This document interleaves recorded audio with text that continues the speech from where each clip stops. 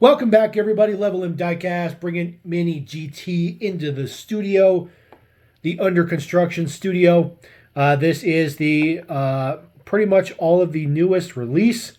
This is the Honda S2000 Type S in Apex Blue. This is number 376.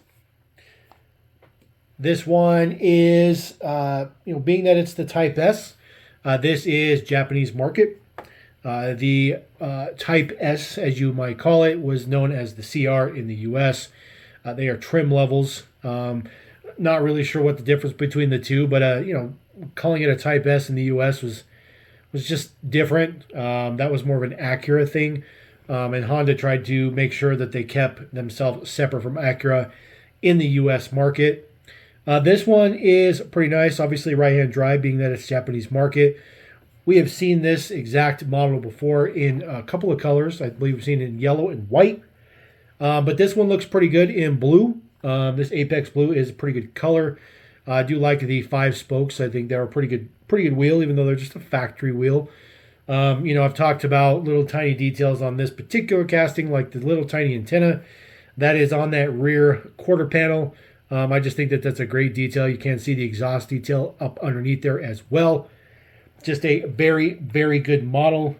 It's a Type S. It's a CR. It's nothing new, just a new color for this particular release. Moving on to another blue Roadster. This is the Pagani Zonda HP Barchetta. This is in blue tricolor. This one is full open top, number 370. This one's wicked. Just next level wicked. MiniGT has not done a ton of Paganis. Shockingly, we've only seen the Pagani Zonda once in silver, which I think is kind of weird that we haven't seen another color for that. But now we get this one, so obviously the Pagani license is still alive and well with MiniGT. I just think that MiniGT likes to do things a little different every once in a while. And this definitely fits the bill. This thing is just ridiculous. I've never even seen the pictures of the real car in real life, but this is the first time I'm really seeing this thing, and it's completely bonkers. The interior looks pretty good. It's a little bit more detailed than you would normally get for a MiniGT for an open top, but I think that is necessary for this particular model just because there's no roof section, and it's such an outlandish vehicle anyways that MiniGT just kind of went a little bit of extra miles. The thing is like it's got those half-covered wheels in the back, just crazy body work. It looks good, don't get me wrong. MiniGT did a fantastic job, even though I don't know what the source material is, but I really, really like this model. And I'm glad that they did something a little bit different, a little bit out of the box, but not too out of the box. Now, if they did like a Bugatti Bolide or something like that, that might be a little bit out of the box. But just really good details in the back as well. Just all that exhaust and that huge diffuser in the back looks pretty good. There's a little bit of light in there, so that interior, just want to show that interior just a little bit. Just blue details in there with the seat belts and stuff like that, and on the steering wheel. That's definitely something we don't see from MiniGT. However, maybe that's something that they are going to start doing, which might be a pretty good detail. Completely different spectrum. HKS Toyota GR Supra. This is from the 2020 Tokyo Auto Saloon. They did do an HKS GR Supra previously, but it is much different than this one. This one is number 350. This one has that really nice gold stripe down the center with that Tom's logo on the hood, HKS. Obviously iconic, that teal and purple kind of electricity looking designs on it. Looks super, super good. I do like the print on the wing there. This is Hypermax. Looks pretty good. This one is not too bad. I have voiced before that I think that MiniGT is a little bit out of control when it comes to the GR Supra.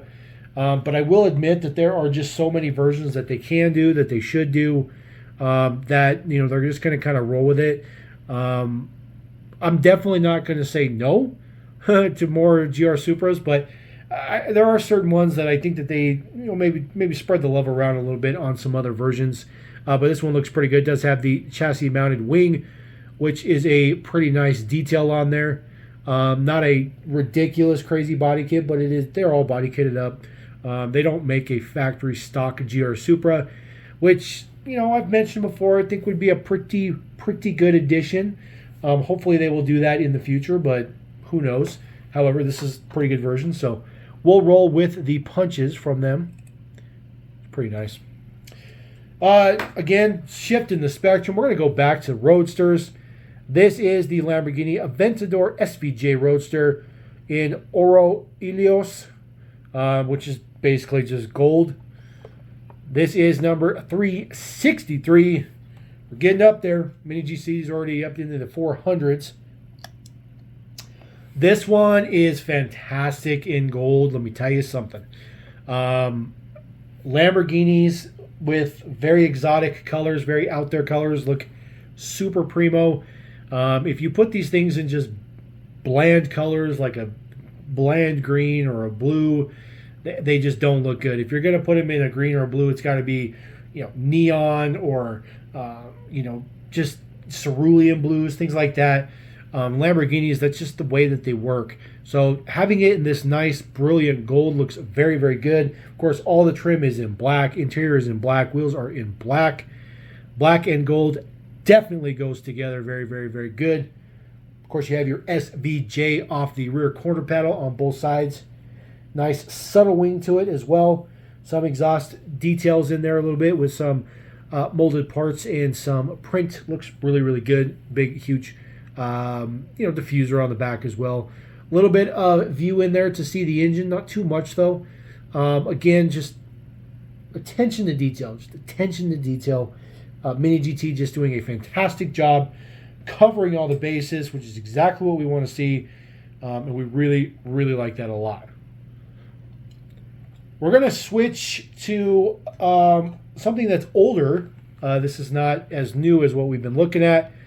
This is the brand new RUF CTR anniversary in Blossom Yellow. This is a brand new casting for MiniGT, although so was the Pagani number 358. We are huge Porsche fans here at Level M, and this one is definitely a very, very nice addition. I can't just, the amount of RUFs that they could potentially do, especially if they did a BTR, I would be super stoked. These are highly modified Porsches, although RUF is their own car company. It's kind of funny because, you know, Gran Turismo had RUF in their video game because they were unable to get the Porsche license because EA had the Porsche license when they did Porsche Unleashed. And because Gran Turismo could not get that license, they went out and got RUF, which was the closest thing that they could get. And essentially, I mean, it really was Porsches in the mix. It really was Porsches in the game, just with the RUF name on it. And I think that it was perfectly fine. It worked. But I think that it's just hilarious that, you know, there's always a way to get around these ridiculous exclusivity rights and whatnot. This is not too much different than the Porsche counterpart. Does have much different louvers on the whale tail, as most people call it. Although it wasn't really a whale tail by the time you got to this generation. These look pretty good. They are RUF specific wheels too. Looks really, really good. Just, I mean, this is like super, super fine detail. Just a very good casting.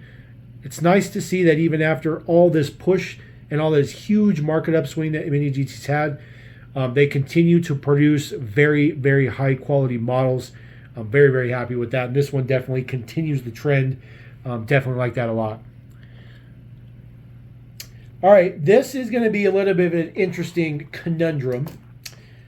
So the first one we're going to take a look at, this is the newest version of the Miata. This is the MX5 in Sunburst Yellow. This is number 392. This is going to be top down and headlights down as well. MiniGT has the option of making a ridiculous combination of the two. As a matter of fact, they've actually only done one top up thus far, but I do anticipate there'll be many, many more coming. This is left-hand drive, being that this is a Mazda Miata. This is the NA spec. This is for the North American market. Cute little Miata, same thing that everybody knows. Everybody knows the Miata, first generation Miata with pop-up headlights. You know, just a cute little thing. Looks good in sunburst yellow. There's quite a bit of yellow in this mix. It's extremely bright on the camera, so I do apologize. That yellow is just super pops, and but it looks good. Looks good. Like the Miata wheels, the factory wheels look pretty good. Just your standard prints on the sides of it, your door handles and stuff like that. Standard prints on the back does say Miata on the plate. Just your standard taillights as well. Just really factory, even the exhaust down there. Nothing fancy, right? So we're going to go on to this one. And no, that's not the same one. This is the Anus Roadster, which is the Japanese market. This is the JDM version. This is number 393, so they are in succession, 392, 393. This is the Anus Roadster in yellow. And in case you were wondering, there is no difference between the two of them other than the fact that one is left-hand drive and that one is right-hand drive, with the exception of the plate. That is it, the plate print on there. You have Miata on one, you have Anus on the other. Other than that, they are the same wheels, they are the same interior, sans the correct steering wheel side. They're in the same color, basically the exact same trim, I guess you could say, which I think is perfectly fine. I think that's perfectly fine. It kind of shows the fact that there were a lot of vehicles that were both foreign and domestic markets that simply were just modified on the inside to fit the market that it was placed in. You know, some people drive on the right hand side of the car, some people drive on the left hand, and whatever market it happened to be in is what it got. That doesn't mean they needed to change trims. That doesn't mean they needed to bring out a whole new model. But I think it's very interesting that MiniGT did this in the same release at the same time. But think about it. If you're a manufacturer, what's the easiest way to do this? Run them all together. The only thing you're changing is one small print and one interior part, and saves a boatload of cash, which is a very, very good thing, because as long as MiniGT keeps pumping out models, that's what we want. All right, we're going to move on to the last one, which is, of course, the personal fave here. This is the brand new Porsche 911 Turbo S. Brand spanking new casting from Greenlight. This is, MiniGT. This is the very first release in GT Silver Metallic, number 354. Can't believe I screwed up my only Porsche debut with some Greenlight talk. I apologize, guys. There it is. This is fantastic. MiniGT is really pushing the 911 variants. The 911 GT3 RS is coming. The 911 GT3 Touring is also coming. The Touring will come out first before the GT3 RS, but it will be pretty close. Depending on where you get from your vendors, they could be potentially back to back. This is fantastic. So now we are going to have the Carrera 4S, the GT Turbo S, the GT3 RS, and the GT3 Touring. Plus, we have RUF now in the mix as well. And then, of course, we can have other trims coming as well. I really want them to do a brand new 911 GT2 RS. But they've already done the previous generation GT2 RS. So I'm not sure if they're just going to do a brand new version. But on top of that, we have the Taken. Every single Taken thus far has been the Turbo S. No reason not to do any other trim on that, but I think that the Turbo S is going to be the most desirable. This casting just goes along with the fantastic line of 911s they've done thus far. Great MiniGT quality. Wheels look pretty good. I do like the wing off the back. Of course, I love the silver. Silver is a fantastic color. Such a good choice to debut this. And it's a very kind of medium color in the fact that it's not a crazy wild color that you might get on a turbo, but yet it's not a dull, boring color that some people get. You know, some people, usually of older crowds, they kind of tend to buy kind of subtle colors, you know, darker blues or greens or, you know, kind of metallic reds, you know, something that's not as eye-popping for a, you know, sports car, exotic car. So, but this one looks really, really good. Really like this one a lot. I'm very, very happy that we're getting more Porsches as well. So that is the mix. That is the whole mix we have thus far. Some of these have not really even hit the U.S. yet. I did buy these from Surplus Goodies. So if you guys are in the market to get some of these, I do suggest check them out. They do get releases a little bit earlier than other people. So definitely a good trio to roll out with. Definitely had to have the Porsche and the RUF on there. And I think they did a fantastic job on that GR Supra, even though it's just another GR Supra. So there you go. Hope you guys appreciate that. Thank you very much. MiniGT all day, every day. We love this stuff. Level M Diecast saying, peace.